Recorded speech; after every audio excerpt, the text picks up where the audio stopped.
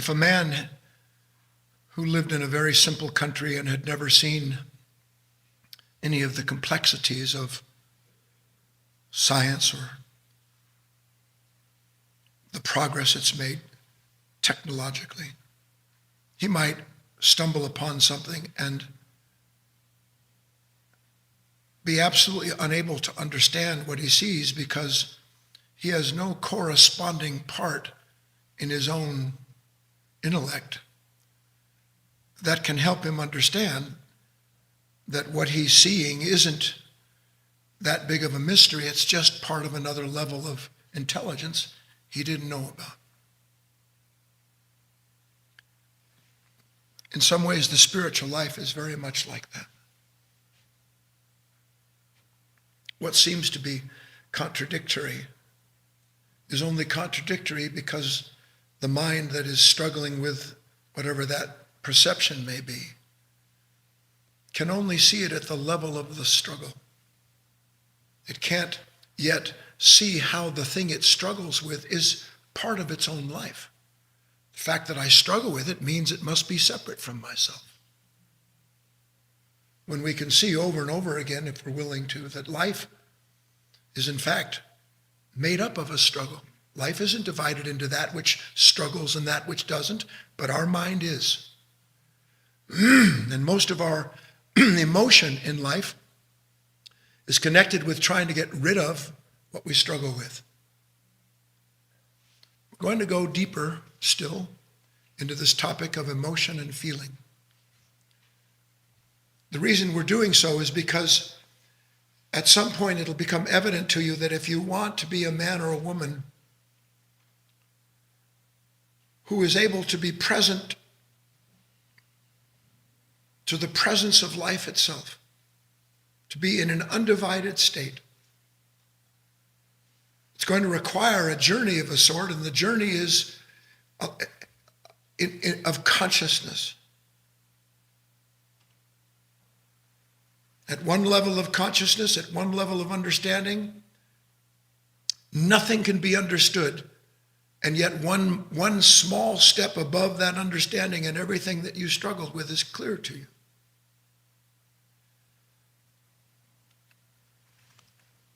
We made the point when we began the last talk that in essence, the difference between emotion and feeling is that by nature, emotion divides and feeling unites.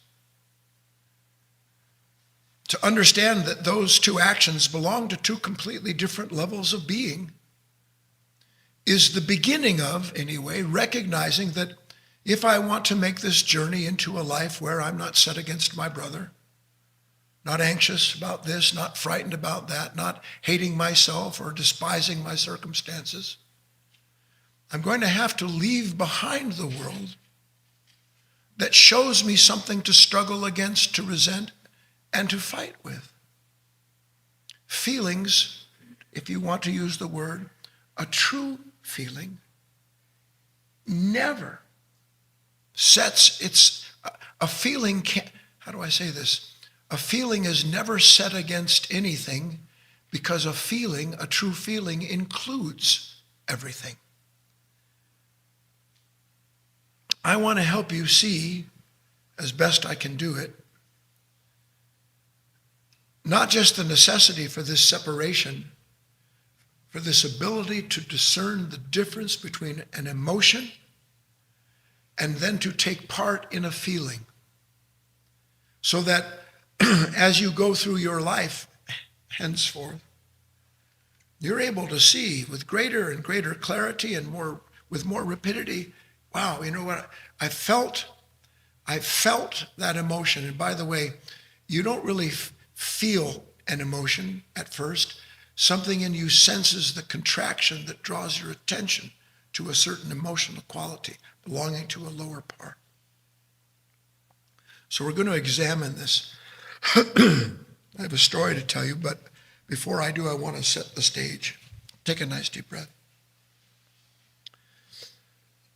Do I need to go through the details of explaining how, if you're a human being, by and large, most of what we do all day long is try to get our hands on something that we think is going to fill in the blank. It's going to complete us. Human beings feel like something is missing. Do you not? The only time that we don't feel like something is missing is when we're so identified with an emotion that we are completely captured into a particular realm where there is no sense of something missing, but as soon as the conditions pass and the emotion wanes, then we're left either trying to put something back together again or wondering what happened to us.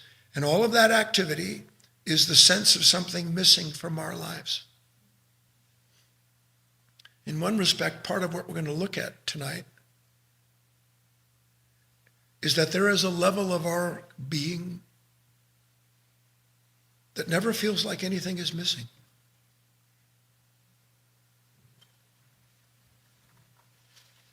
You can use your imagine properly, I hope, for a moment to realize, well, I wonder what that would be like. God, I wouldn't run around. Sure wouldn't be anxious. What would there be to fear? If I understood that nothing is missing from my life. Now, because I have to put this in because of the level of development of this world, that doesn't mean that you don't have a love or a passion for something that you want to understand and that you work at. But when you love something, you're not working at it because you feel like you're missing something. You work at what you love because the very work fills in. The very work of what you love is the expression of wholeness. The love of something doesn't add something to you. It completes the nature that knows itself through the feeling of being united with what it loves.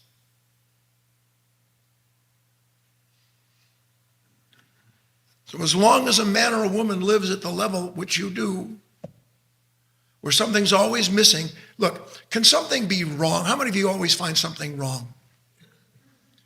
Can something be wrong without you knowing what's missing and what you have to do to repair it? Of course it can't.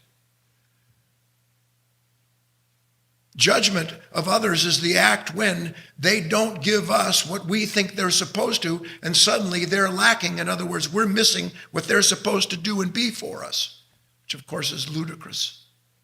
But let me keep going.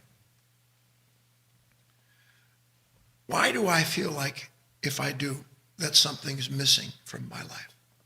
Please, we'll keep it simple for a bit. Why do I get up in the morning?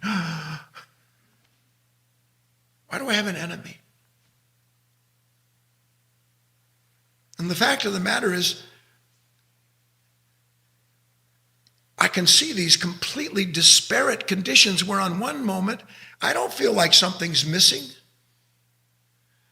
As an example, when you're caught in the emotion of anxiety and you're rushing someplace, you don't actually feel like something's missing in that moment because you're so identified with the anxiety, you're full. But you can't see that the anxiety that's the motor of that emotion of anxiety, it's propelled you out the door. When you have an enemy, you don't think to yourself that you're missing something when you're resenting someone. Why? Because I'm completely identified with this state that has made it clear the reason I feel the way I do is this person. And in one strange way, I'm completed thinking about how to get even with them or what I have to do to get it right. So there's no sense of anything missing when one is caught in emotion. Because emotion and the sense of self that appear together are a complete moment. But it's a complete moment at the level of nature, at the level of self, that will instantaneously be divided again. And then one will feel like something's missing. One will pursue what they do. It will produce the emotions it does. And then they'll be right back in the same pattern again. Am I going too fast? But underneath this, there's a reason that we feel like something is missing. And it is. Do you know what's missing? Your life. That's what's missing. Yourself. your God-given nature, the Christ in you. That's what's missing. And everything that one does to try to fill it all that in through the pursuit that emotion motivates her to do is throwing water into a bucket with no bottom. As well we should know, because a person will spend their whole life like that. Now, how can I have that dim sensing, that dim feeling that something's missing? I want you to understand that billions of human beings have lived with that feeling so long and filled in the blank, letting emotion be what completes them in the moment, that they go through over and over and over again a certain series of experiences until the individual becomes a complete cynic. Till there's nothing left other than laughing at anybody who has any sincere aspiration.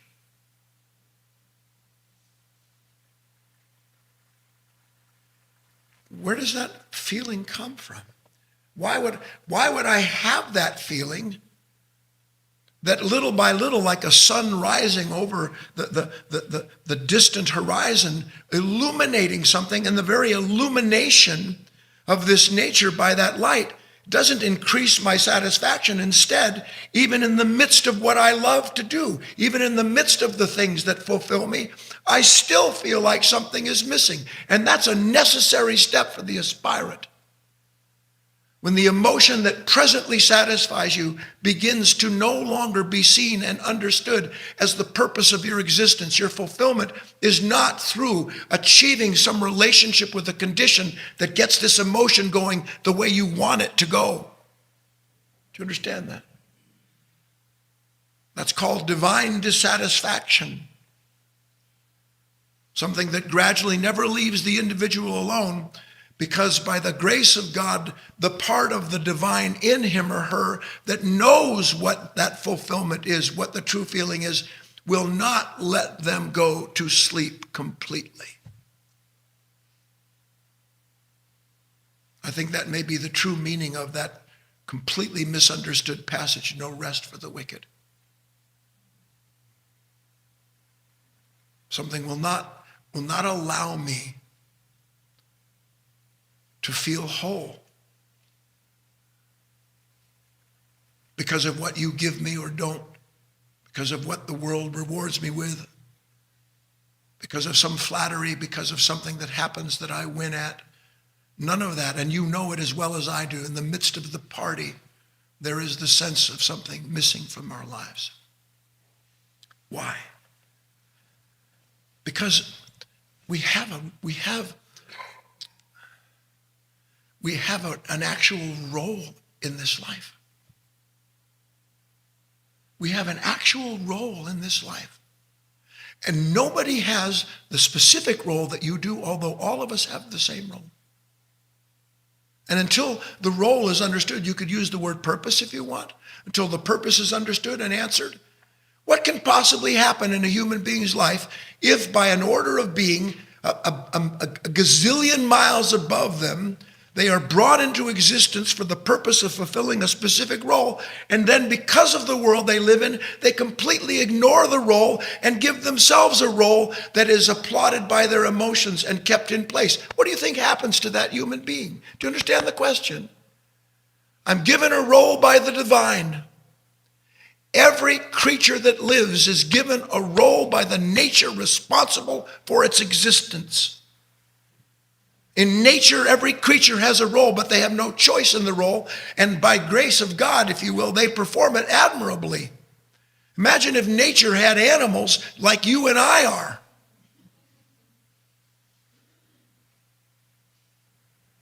It would be hell on earth. Because there'd be no balance, there'd be no harmony, there'd be no ecology, there'd be nothing sustained, because nothing would be acting out its role and giving itself up in its proper place in that role. Human beings have a role. Every teaching that ever came down the line, the true teaching's all about an individual coming to understand what their role is in this life. And beginning to realize, as we do, well, maybe what's missing from my life is that I'm not playing the role I was given. Because I've made a heaven for myself on earth 1,000 times, and 1,000 times it's turned to hell. Hasn't it? So what's going on? Take a nice deep breath. We live from a nature that essentially, consistently, unconsciously abridges life. Do you know what it means to abridge? To shrink it, to limit it, to make a mini version of something. An abridged book, we have an abridged life. And the abridged life is the process of a certain aspect of this nature that reduces every impression to something that it can recognize. That's what it does. Something happens, and it's like imagine a little weird dude inside of you, and he pops up with his little ray gun, and he reduces the whole impression into something that it can handle. That it knows what to do with, and it knows what's wrong. It knows the good and the bad in the impression that it reduces into a manageable form for itself. Can you follow that? Are you able to understand that? What do you think? Listen, this is part of our education. What do you think an impression is? What do you think an event is?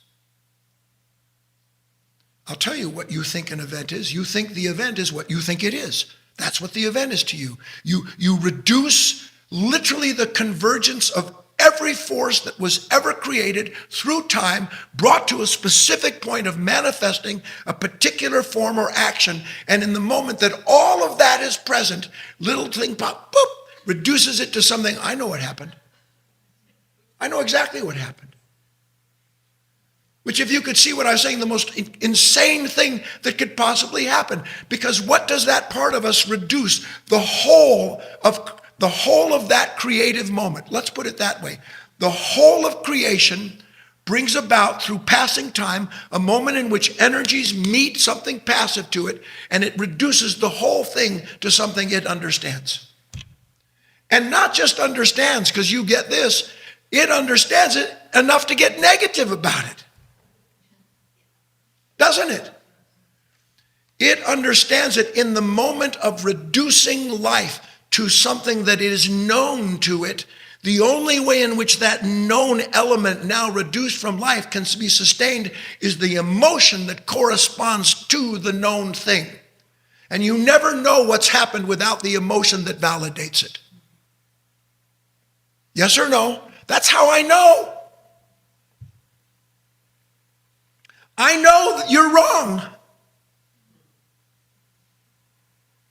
Here are two human beings, literally assembled from stuff of suns, acted on by every cosmic force in the image of God, brought together, and I know you're an idiot.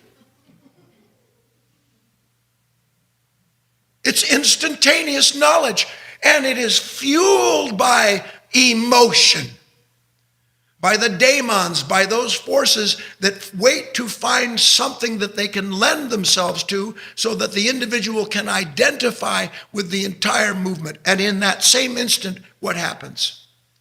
What role is the human being playing in that moment? Do you understand? Here's the whole of life, and I want to be quite clear. This unique expression of creation unfolds. And it unfolds as it does, so that out of the meeting of all of that, something entirely new can be born.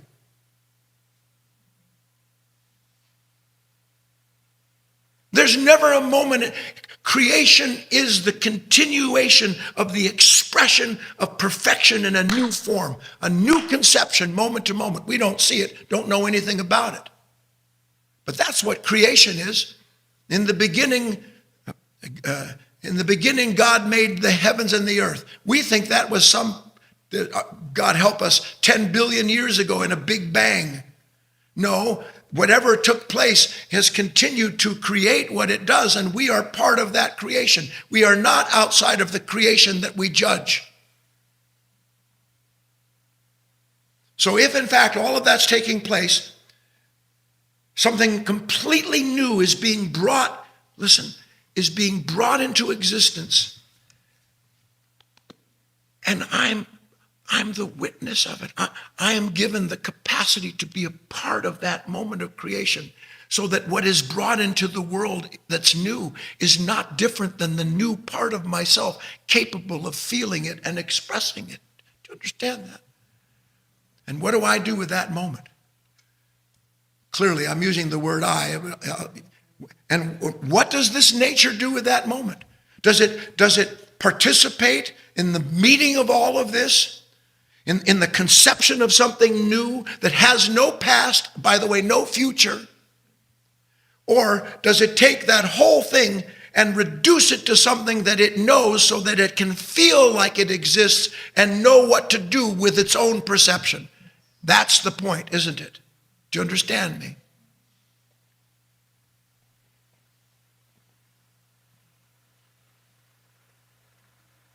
That's our role. That's our role.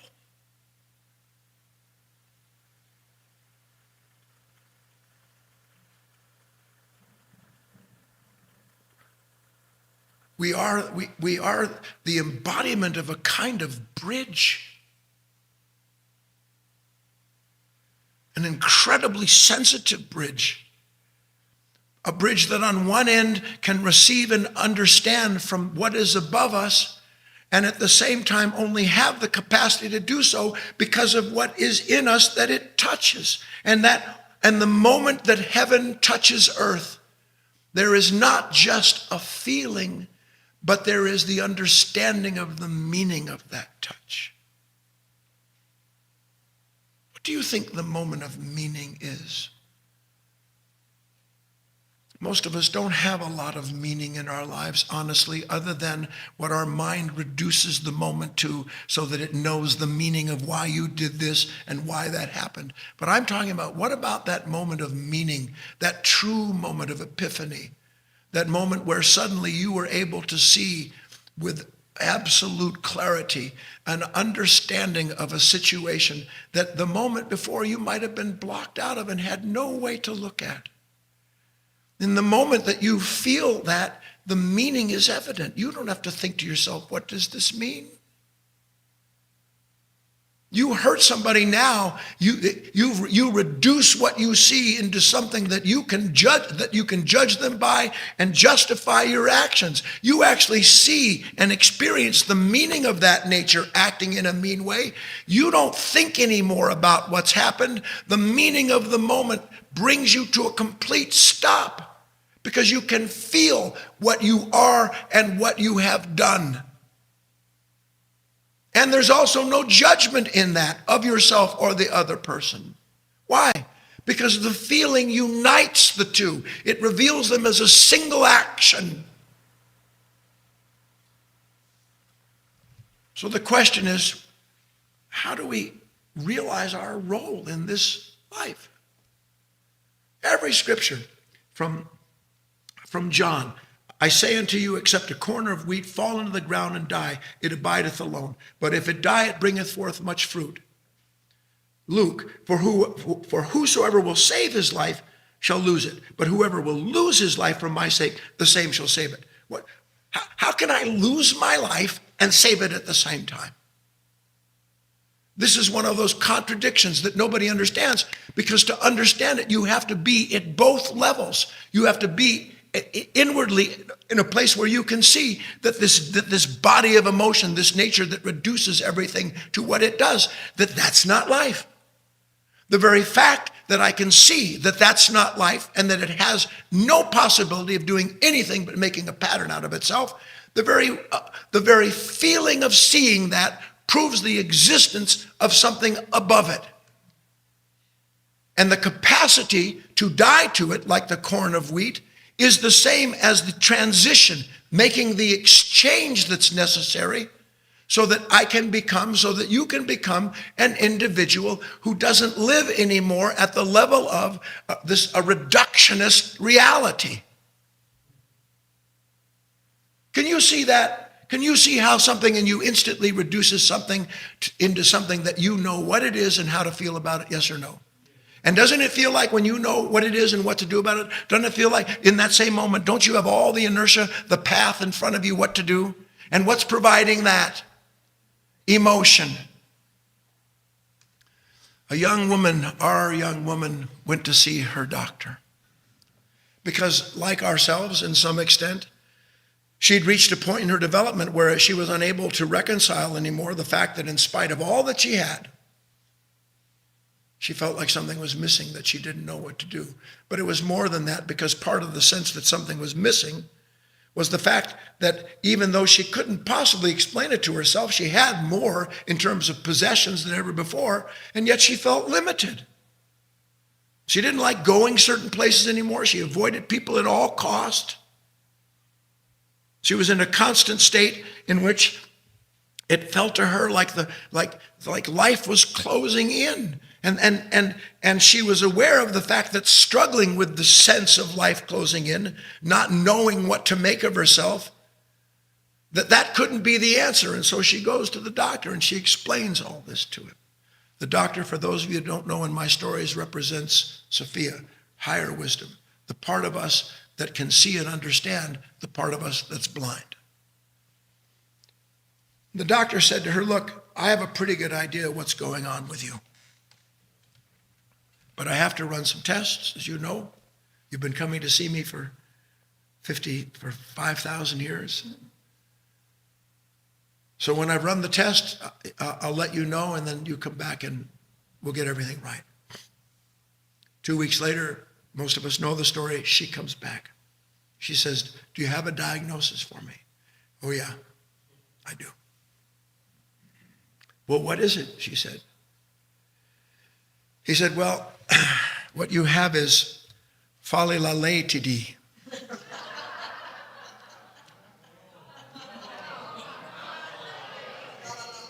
Yes, follicularity.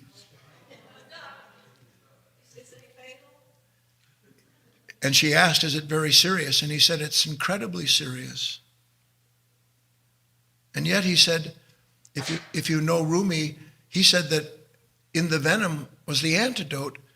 In the very diagnosis, in understanding what is wrong with you, as I explain it to you, I promise you'll be able to start making some authentic changes in your life. She said, well, what is follicularity?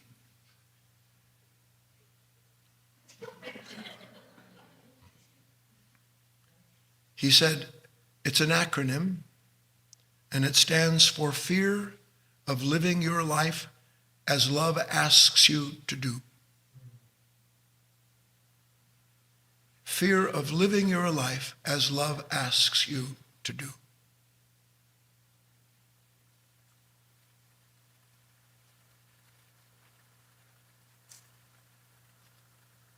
I can't tell you how many people I've known in my life, and I prayed one day, I pray that you will not become such a person.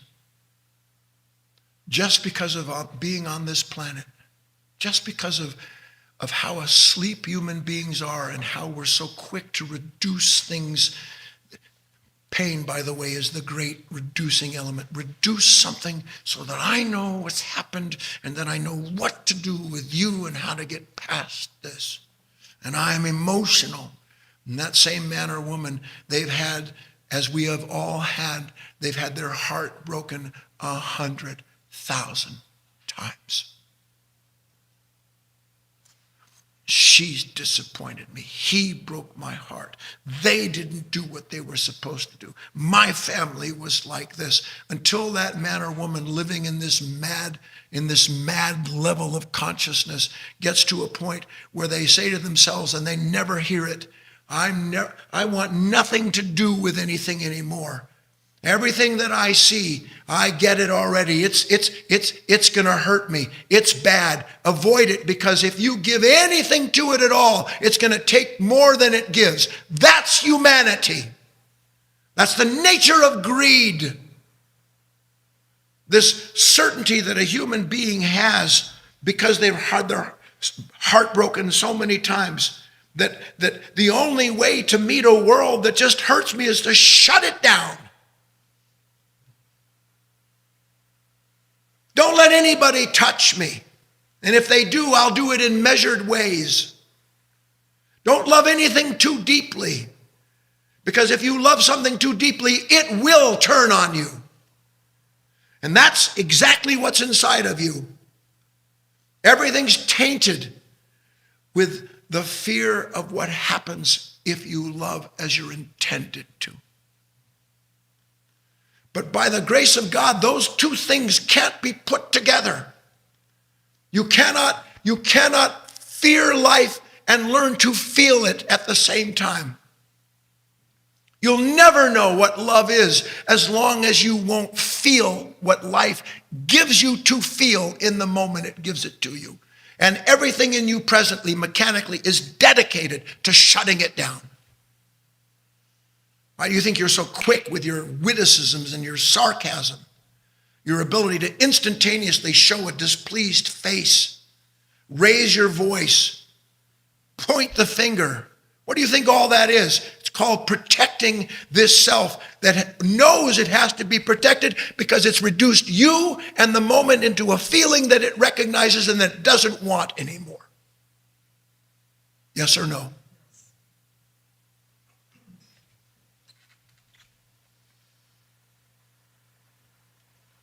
So let me do this one last part and then we'll take a break. I know it was silly, fale la lay TD, but you only paid $3.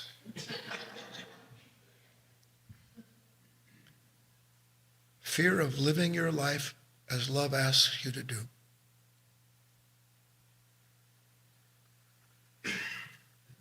Take a deep breath, please, because I have to go a little bit deeper. And I want to tell you something that what I'm going to tell you now, I'm not telling you from some book. I'm not telling you from something I've heard or even that I suspect. That's why I feel free to tell you this. And may God make it so that one day you, from your own work, from your own willingness to feel what life gives you, will understand yourself what I'm about to say. What does love ask of us? First of all, let's be quite clear. Not does what she asked me, what did not they ask me, not my government ask me, my social party asked me. What does love ask me? And what love asks of us is to be the instrument of its birth. That's what love asks of us, to be the instrument of its birth, and to use a phrase from Western Christian word. Love asks us to be the bride, to be Mary. It always used to bother me when I was growing up. Well, why is Christ the bridegroom? I'm a man. What does that do to me? But it's a relationship of forces, not gender. I'm asked to be Mary. I'm asked to be the womb of life. That's what love asks me to do. Now, what does that mean? It asks me to be the womb of life. It asks me to take and be present to this moment in which conception is ceaseless. Do you understand that? Conception is ceaseless. Because we're so cut off from life, we have no real awareness of our own senses, of our own body, of how something is always touching us. And because it touches us, it creates a reaction and a response, so that even though we're not aware of it, every reaction and response is in fact the expression of the birth of something that came forth because we were touched by something. Can you not see that? Can you or not?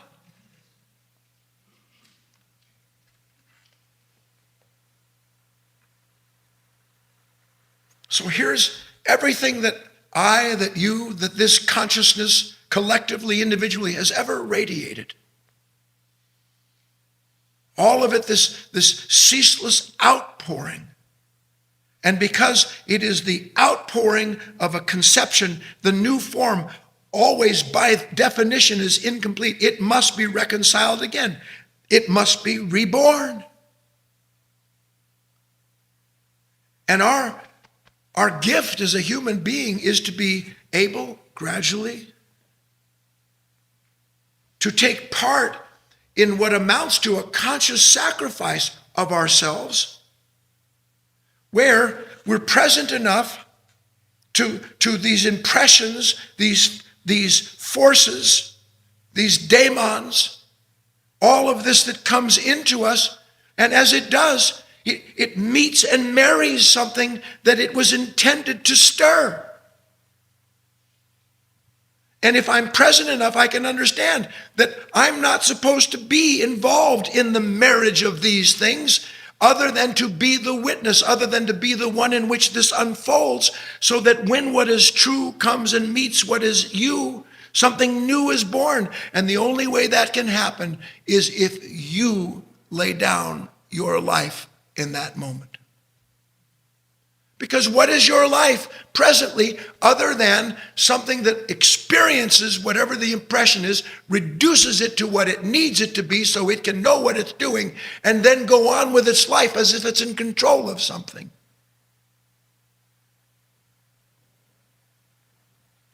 Our role in life is to be the instrument of birth. Thy will be done on earth as it is in heaven. What does that mean? That means that when the will of heaven meets the body of earth, when what is new meets what is past, that there is a conception. Mary is seated in that moment by something immaculate because it didn't exist before.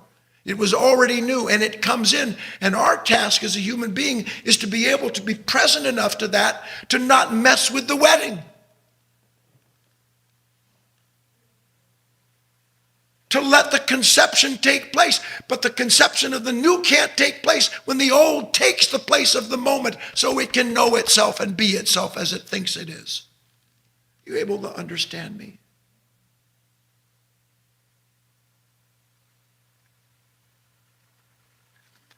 And it isn't a one-time affair. As our mind makes everything so that it can be the one to whom these things happen. Purity isn't a static thing. Purity isn't static. Purity is a living expression of something that is constantly made new.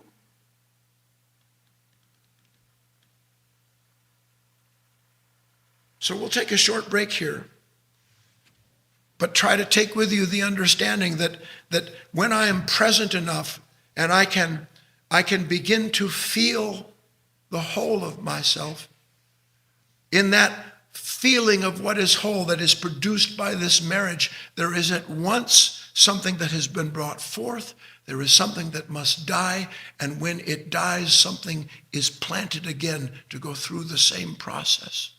This is a real possibility for a human being to experience. And by the way, can you understand now that if you can understand any of that in any way at all, what can be missing if I'm born again?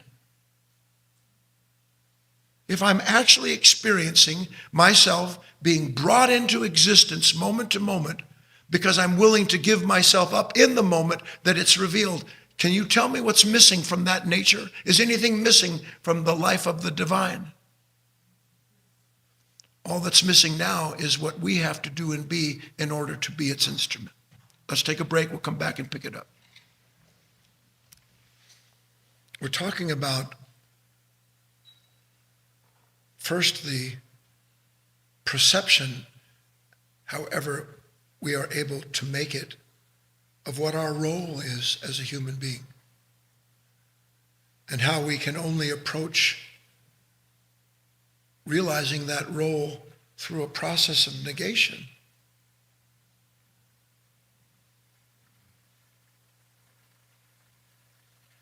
And that through that process by which we begin, however slow it may be, to realize that this anxiety, this fear, this worry, this doubt, this resentment, that these emotions that have always seemed to be, if not the guide to fulfillment, themselves pass themselves off to me as fulfillment. How proud I was of my achievement. How happy I was because of what happened to my life. And then to see that fulfillment turn into sands in an hourglass and watch it literally fall down to the bottom, knowing that when the last grain passed through that narrow neck, that all that I had taken myself to be was suddenly as nothing.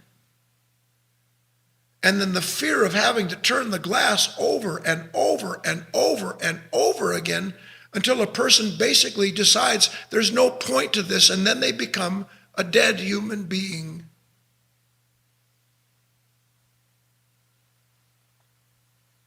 So we're trying to understand something that most human beings probably never will, and certainly won't hear it the way that we're being told. Unless a man loses his life, he'll never gain it. You might want to write this down. It's a pretty good, get your hands around that idea of unless I lose my life, I won't gain it. It goes as following. I must first separate from myself in order to become myself. I must first separate from myself in order to become myself. But which self am I supposed to separate from, and what self am I to become? Asks the mind.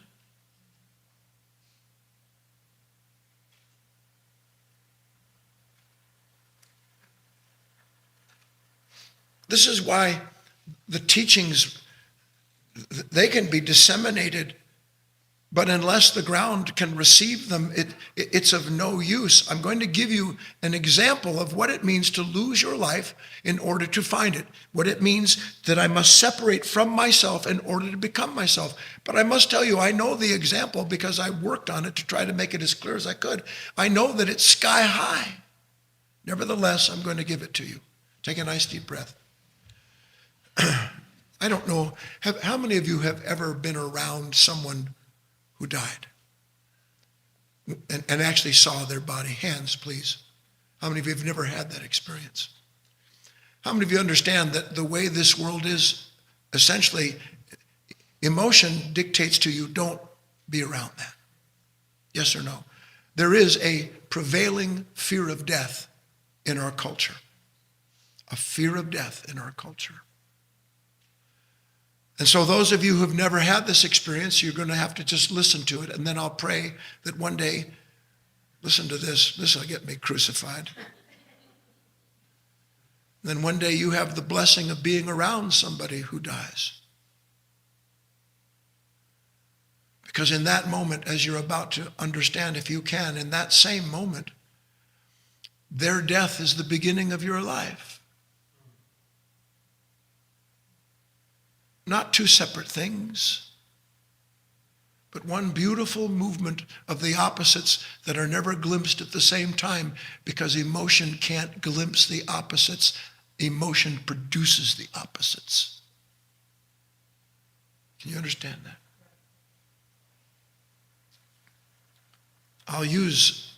I've been around it quite a bit, but I'll use something that happened here because some of us had the experience, a small handful of us. One of the men that used to direct the choir, his name was Robert Dijon. He became quite ill, and then living at a residence that the foundation provided, one night, he just dropped dead. And those of us that were there at his body waiting for, what's it called, the people? Hospice, waiting for hospice to come and to do the diligence, the responsibility. I've had this happen a number of times. And maybe you don't even have to be around a human being. It's a lot more distinct, but an animal that you love. When we see death,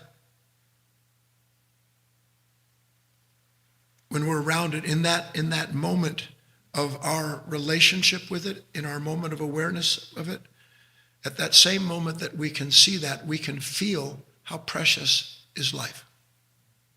Yes or no? Same moment. Here's somebody that's died. And prior to seeing them on the ground or watching them pass in their bed, I wasn't thinking to myself that life was precious. I had no feeling of it at all. And I must tell you that by and large, most human beings may not have that feeling even in the presence of death. Why? Because they're blinded by emotion. They're blinded by something that wants to reduce that which the mind can never understand into something that it can. And what does it understand? This is bad. This is frightening. I wish this wasn't happening. Nothing to do with the entire experience, the feeling of the moment where you're in relationship with death itself, but rather something in you condemning you to a kind of death because it cuts you off from feeling death. You can understand that a little bit. And if that's true, which it is, that part of the feeling of death includes the feeling of life. Can you see that? Can you see that? Then that means that the meaning of death and the meaning of life are intimately connected. They're not separate the way emotion makes them separate. Oh, that's life, that's wonderful. Oh, that's death, that's terrible. Oh, so sorry about that death. Oh, so happy for your life. Every last one of those thoughts and the emotions that attend it are connected to a nature that has to reduce the experience to something that will define and allow it to confine itself so it's not frightened, not worried, not hateful, not resentful of the circumstance. In other words, I am the master of what I understand. What I don't, I'm afraid of. You able to do that?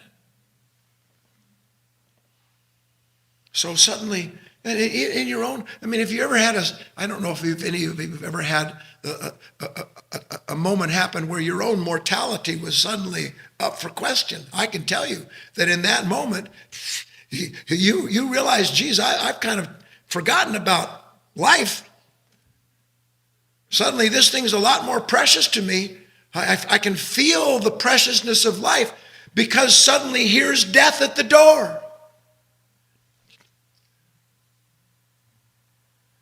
Well, if it's true that they attend one another and that the meaning of life and death can't be separated from the feeling of it, that means that as a person's capable of attending to the feeling of life, they're also present to the feeling of death, to the meaning of death in the meaning of life. There's no humility in a human being. Do you know why? Because they know nothing of the beauty of death. Nothing of it.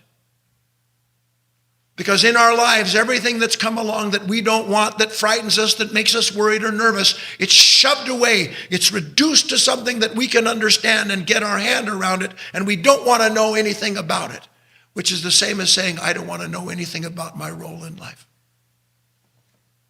Can you make that connection? How extraordinary it is that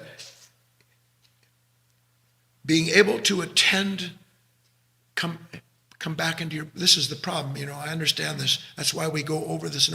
Come back into your body. See, be present to yourself. I know you see me up here, I'm flailing around, I'm doing all this stuff. I draw your attention. But your attention should never go out without you being with it. When your attention goes out to something, you can never have the feeling of being united with the condition that's eliciting those reactions. So if I can attend to life, really attend to it, then in that feeling is the understanding, listen, because I am the embodiment of it, that nothing remains. See, you can't even imagine a life where nothing remains.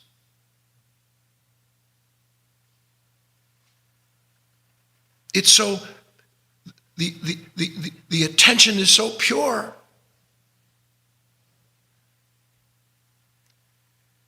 And the feeling so complete.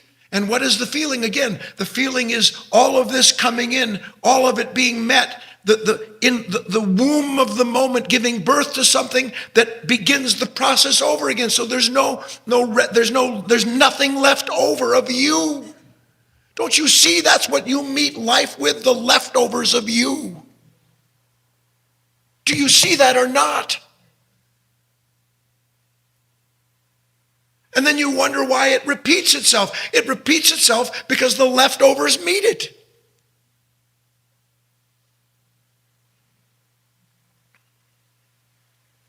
I'm just doing the best that I can to try to insert into your heart and mind a certain feeling, a certain capacity to reason, so that you can start to see basically that what I'm describing in this instance, that when one is, imagine a shell, the kernel, and the force of the sun that activates the kernel and produces it to break through the shell. Do you understand? Now, I want you to take the analogy of that shell, the kernel, and the force of the sun that causes it to break through the shell, and understand that when you're identified with emotions, you are encased in a hard shell. And the kernel inside of that shell is the capacity to feel. But until something comes along, in this instance, love, and generates in that feeling something, then it's going to remain there. But that feeling, the awareness, the love can't touch the feeling because the shell is separating you from a relationship with it. I'm trying, it's a tough example to give you, but and in this instance, the shell is what was. All emotion, what was. The kernel, what is. And the love of God, what may be. So you've got the shell, a hardened shell of self, a thought nature intimately connected to, driven by the emotions that are corresponding to it. Inside of that exists, as we know, this is why I said, I must first separate from myself in order to become myself.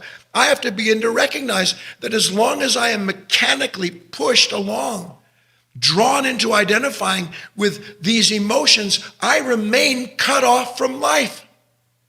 It's such a contradiction, the mind can't understand it. Fear of living your life as love asks you to do. You can't do as love asks you to do when all you are doing is what emotion is telling you to do and defining you by. How can I do what love asks me to do if I know what love is? Why do you punish people? And you do, whether you do it outwardly or not. Why do you punish them? Because you know what love is. They're not loving. He's not loving. She's not loving. God, what they did isn't loving. How do I know? Because I hate them. I know what love is. No, you don't know what love is. Love doesn't have a past.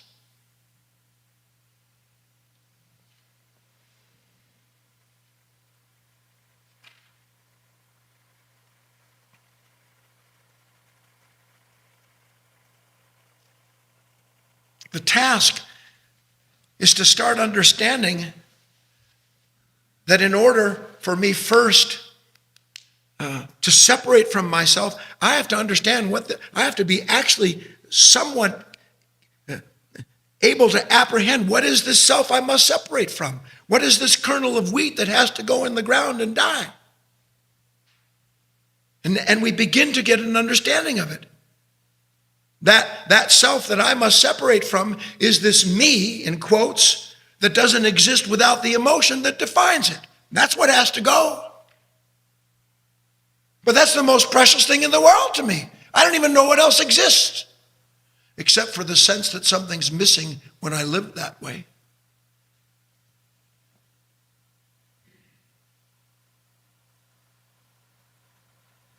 One must learn to feel the emotional reaction, not become it.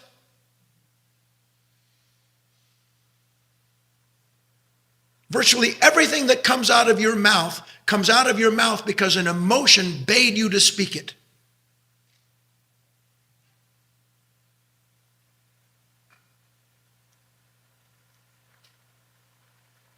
If I understand that to some extent, and that somehow this must be laid down, not because I want to lay it down, but because something in me recognizes it must be laid down. Then, little by little, I realize, okay, here I can feel it. Here's the, here it comes. Then I can start sooner and sooner to catch the hand of that daemon on the lever there and start to be present enough to recognize, all right,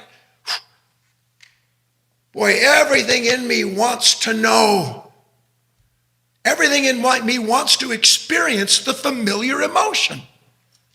That's why I relive everything. But to begin to recognize, all right, task here. I must withdraw from this moment, this temptation to identify with it. My role is not to be the instrument of these daemons, of these emotions. My role is to be that which these things move through. My role is to be conscious enough of a participant in the moment that these forces are acting, to use these forces for the purpose that I've been given my life, which is to marry them into the moment so that something new can be born out of them. And I am the one experiencing, witnessing that. Then if I'm able to do it, here I am, I can feel the emotion. Everything in me catching it like a little spidey sense. Here comes that taste. But I will not become it. There is the understanding that separates, the sword that separates. And then, standing there, I begin to allow the feeling to enter into and to complete, not me, the moment. I don't know if you're able to follow me here.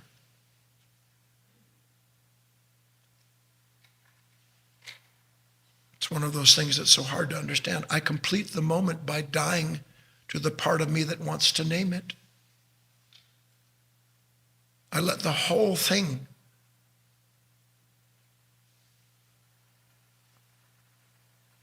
just be.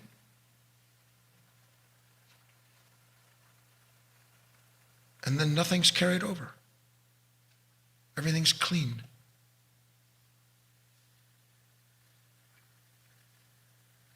And the more that you are able to attend to the feeling of life,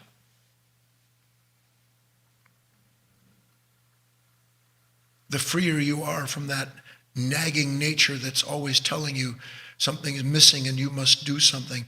You're free of that defining and confining role that basically is our sense of self. So I think I'm going to stop, but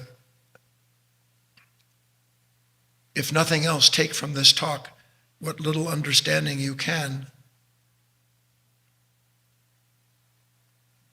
that as long as you are driven and defined by the way you identify now with emotion, you're fulfilling a role, but it isn't a heavenly one. And that the more you're able to affect this kind of separation, which is dying to yourself. Let's be quite clear. When emotion and thought gathers together and starts to want to bring you into its reduction of life so that you can know what reality is, Everything about you, everything about it is going to scream at you. No, you can't just witness this.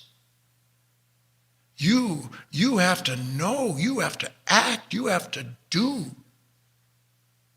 And I could be talking about just getting up out in the morning and putting your feet on the floor, getting out of bed. Because what happens, we talked about it, the treadmill of thought, the motor of emotion picks you up, starts moving you along. You think you're active, but you were never active. You were completely passive. To be truly active is to be in life as part of its feeling and to let it complete itself through you.